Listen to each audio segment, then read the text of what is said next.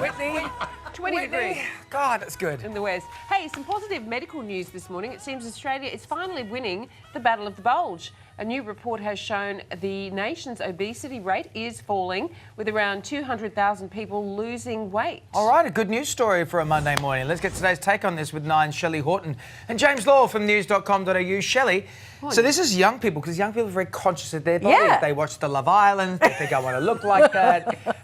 What else I want to look like them on Love Island, but I don't want to sound like them or think like them. So what else could you put this down to? I think this is a great step. It's only a reduction by 1% in the obesity rate, so it's not a huge thing, but it's a positive step. I actually think that we have a lot more of our younger generation who are not drinking as much, not going out as much. So I think that there has been a bit of an education. We've got the Hello Sunday mornings, we've got people like that who are spreading a different message.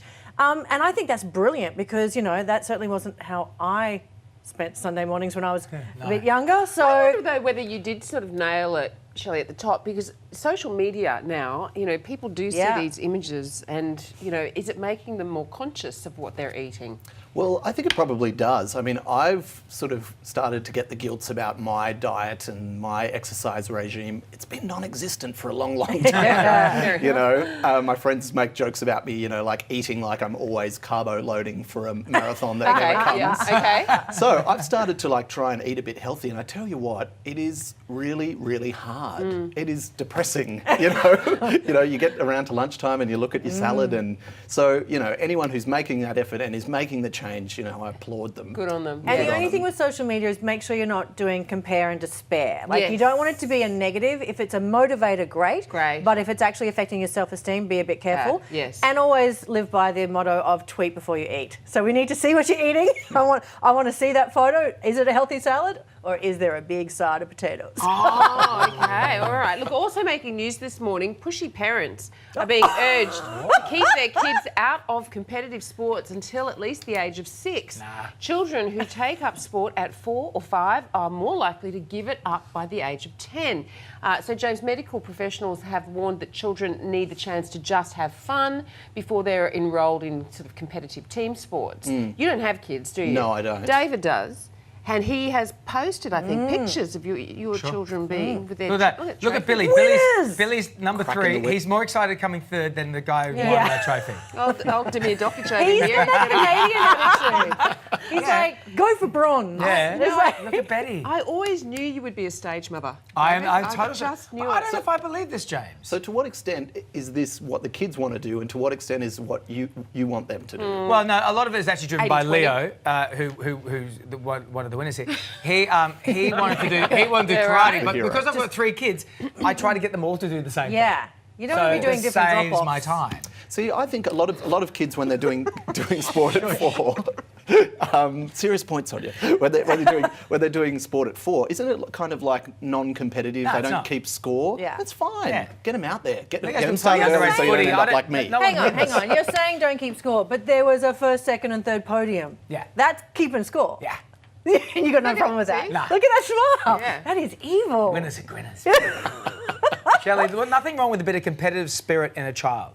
Look, I am very competitive, but I also have a complete lack of skill. So it used to be always that I would be in that swim team and I would go hard, and my brother would make the state titles and I'd be like the loser that they would include at the very end in a relay.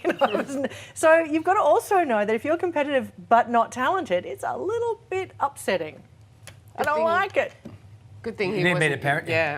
You guys stay with us, because when we come back, calls to legalise pepper spray so women can defend themselves from attackers. And Shania Twain reveals why she won't buy her son a birthday present. Wow, Shania. Welcome back. Now, the horrible death of young Melbourne comedian Eurydice Dixon has ignited a fierce debate across this country about women's safety. Victorian MP Jeffrey Borman has filed a motion to allow women to carry pepper spray to protect themselves. Let's get today's take on this with Shelley Horton from 9honey.com.au and James Law from news.com.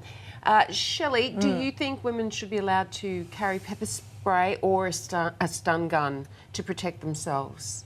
I'm so conflicted about this because, yes, I would love to, but I also worry about it being wrestled off me and used against me. Like, I think we actually probably need self-defense in schools or something like that, which is probably a bit more practical than grabbing a pepper spray. I remember when I first left Little Kingaroy and went away to Brisbane to university, I was overwhelmed by how big the city was. And my grandfather actually had an old police baton, and so he gave me that to have in my room, you know, in case anyone... But it was my dad who said, hang on, do you know how to use it? That could be used against you, and actually that could kill you. Right. So I'm a bit conflicted with this one. It makes sense that we protect ourselves, but maybe pepper spray or something is not the answer unless you have some training.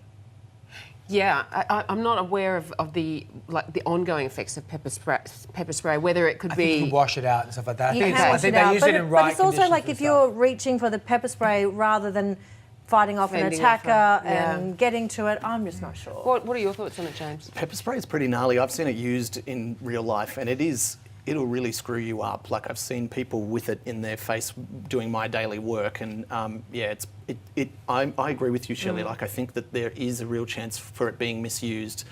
And we know from the US that arming people more isn't the answer to safety, you know? Yeah. Like, that can have a lot of unintended consequences.